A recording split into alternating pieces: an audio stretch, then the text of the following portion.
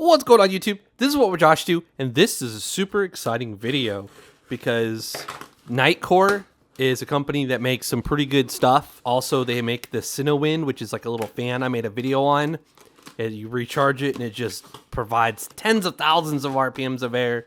And also, it moves my ceiling fan from laying in my bed. So they did reach out to me and asked me to check this out because they made a new power bank and they wanted me to review it. This one is not brand new, but this one is. This is the older version. This is Energy Brick NB 1000 Gen 3. This says it's plus. What's plus about it?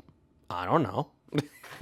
Also have their 20,000 that I made a video on. It's just a little chonker that's twice as thick as the 10,000. And then here's the little NB Air that is 5,000. Anyways, let's check it out. So NB Plus 10,000, waterproof. I don't know if the other one's waterproof. I don't know. Waterproof competition grade energy bar. On the back, it says Nitecore NB Plus 10,000, technical data, so all of the inputs and outputs that it can do, the UPC, and then the rest of the stuff there. This will be a very quick unboxing because I already made a video on this thing. This is the Nitecore 5000 NB Air, just a little tiny power bank here. On the back it says NB Air 5000, waterproof competition grade energy bar. We have some technical data as far as like how fast the input and output is, battery capacity, and all that good stuff. The UPC, so if you want to search that and find this model. All right, let's open it up.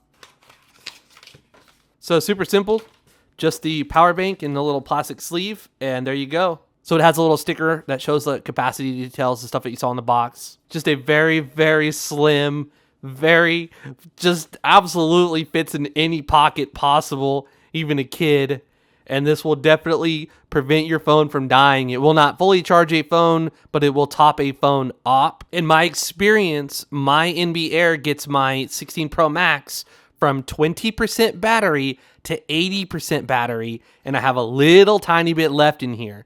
And that's because my phone, I have an 80% limit in the settings for my phone. I have a couple hundred charge cycles, and my battery capacity is still at 100%, and my battery lasts just as long as it did the day I got it because I have that setting set, and I don't let my phone go past 80%. Anyways, that's a 60% gain that I've got from this battery, and there's a little bit more room to spare because this thing wasn't fully dead. Now, the star of the show, the NB Plus. So let's open this up and check this thing out. Also, with this little guy, you can get this little short cable as an extra purchase separately, and it's magnetic and it's 60 watts, and it's just so convenient because it's so short and you connect your phone right there, boom. So, and obviously this will work with the NB 10,000 Plus as well. Oh, it comes with a little cable. Okay, cool, very convenient. All right, I think there might actually be a small difference in these models. We will take a look here. So right away, the design's a little different. It's more rounded. So the NB Air is a more rounded power bank on the edges, and so is the NB Plus. So, oh, and it's different too. It's got one USB-C and one USB-A. This one has two USB-C.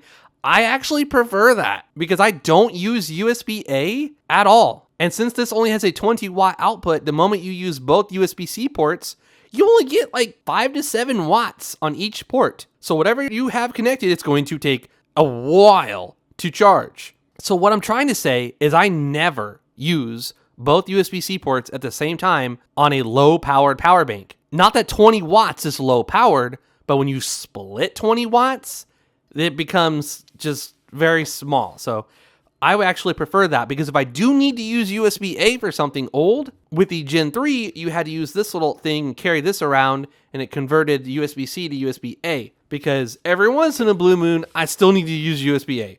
Not very often.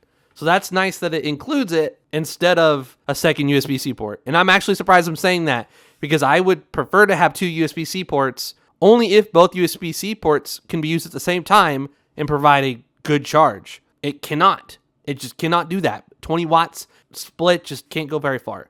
So I prefer to see the USB-A on a lower powered power bank. Now on a more powerful power bank that's like 65 watts, this one can actually split it 30 watts to two devices. That I like to see. I would much rather have USB-C on a high-powered power bank than USB-A. So anyways, comes with a little short cable. Oh, it's USB-A. Okay. So USB-A, connect this to like a pair of earbuds or a game controller, because the game controller only charges at 2 to 3 watts, which is perfect for USB-A because USB-A is old and slow and dinosaur. So yeah, I don't know. I do kind of like the squared. It feels kind of good, but this definitely fits in your hands better because the rounded edges is not so harsh. And then the design's different. It's got the words on it, unlike the other one. And is it smaller? Okay, so it's literally exactly the same height and width and thickness and everything. So it's exactly the same. It's got brighter LEDs. I didn't even think about that or realize that. It's got much brighter LEDs, easier to look at and tell exactly. And this is more of a capacitive button. This is a physical button. This is capacitive. So you don't even have to like press it in.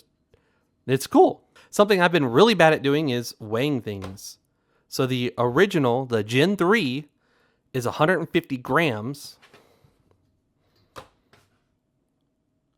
The new one is actually 160 grams or 158 grams.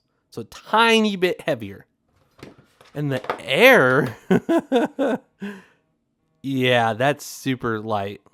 Okay, so we're going to connect the USB-A cable that it came with to a charger. And we're going to plug it into the wall. Okay, so since this uses Qualcomm Quick Charge on the wall charger here, this little guy right here, and the power bank can accept it, we're actually charging at a very good speed for USB-A. That's 17 watts. So that's quick charge for sure. Now we'll use the same exact charger, but we'll use the short, tiny little cable that you can purchase separately. We'll plug it in. The other one uses a different protocol for quick charge. This one uses power delivery. So it's still getting about the same, which is impressive. 17.5 watts. And the power bank does have little lights on it that flash. And right now, all 4 of them are lit. So it's near the end of the full charge. What I'm going to do now is simply connect this to my 25 Pro Max. 25 Pro Max. My S25 Ultra, which shows fast charging on the little screen. And we are getting PPS. So we do have PPS on this guy, which means if you connect a Samsung phone, it's going to charge your Samsung phone at its full speed of the power bank, because Samsung uses PPS for fast charge. So does Google Pixel phones. Apple uses a fixed voltage, so we're going to connect an Apple phone in just a moment and see how fast we can charge an iPhone. So we'll connect up our 25 Pro Max, a 16 Pro Max. I'm just kidding. And we're actually getting 19 watts, almost 20. Let's just call it 20 right to our 16 Pro Max here. And with this being a 10,000, it should fully charge this phone. Connect the NB Air, and it's actually still very impressive for how tiny this power bank is, that it's putting almost 18 watts into our 16 Pro Max. And then connect it to our S25 Ultra. It indicates fast charging on the phone. And see, this one is only able to do 15 watts because it's not detecting PPS. So it's going to charge a little bit slower with Samsung. We'll go ahead and try that again. And yeah, it's still only going to give us 15 watts because it's using fixed voltage. And Samsung prefers PPS. That's how it fast charges. And now I'll plug the NB Air into the wall. And as you can see, we can charge this little guy fast. 18 watts fully charges this thing up so fast, because it's really only 5,000. It's a small, tiny battery. All right, I'll have a link in the description to all 3 of these different products if you want to purchase any of these for yourself. Thank you, Nitecore, for sending these out for review. I absolutely love how slim these power banks are, because you can put it to the back of your phone, connect up the little tiny short USB-C cable that you purchase separately, and it's almost nothing in your pocket. It's literally like carrying around maybe a second phone. So it's really not that bad at all compared to a lot of other options out there, especially when you connect the NB Air. It's so tiny. So in my testing, I have noticed that I'm currently powering the fridge with this guy. So this is a tester. This is a USB-C to XT60 cable. And that goes to the bottom down here. And this is able to do 12 volts and 2 amps. So we're getting 24 watts. The newer one was not able to maintain the 12 volts, but this one can. So the new one does show that it can do 12 volts at up to 1.67 amps. So this tester right here is connected to this power bank, and it does show that we can do 12 volts at up to 1.67 amps. So if we just simply disconnect what we currently have working just fine and plug it up to the new power bank, oh, whatever. What freaking ever. It was not working before. It worked just fine with this older Gen 3, but now it's working with the newer one. Of course, when I start filming. In my infinite testing, this is the Anchor Everfrost. That's the Anchor Everfrost. That's the 40 liter, this is 23 liter. Doesn't really matter. What matters is I've got the USB-C to XT60 connected to this one, and then the USB-C to XT60 connected to that one. Oh, this was doing 24 watts, and now it has lowered itself. So I'm gonna go ahead and force this to pull energy and see if it lowered its, oh, even the left one's doing it. Oh, there we go, we're back up there.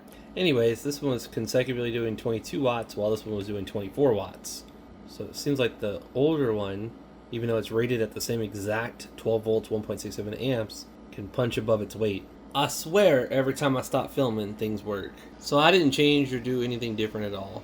This is the newer power bank, this is the older power bank. The older power bank is connected to this fridge to my right, and this power bank on the left, the newer one's connected to the fridge here on my left. And this one is fluctuating a little bit, maybe because it is very, very warm now. So it was doing 24 watts consistently earlier, and this one was doing 22 watts consistently, and it still is. But this power bank is putting out quite a bit of heat now. The goal is to get these to drain as fast as I can so I can charge them and see how fast they charge.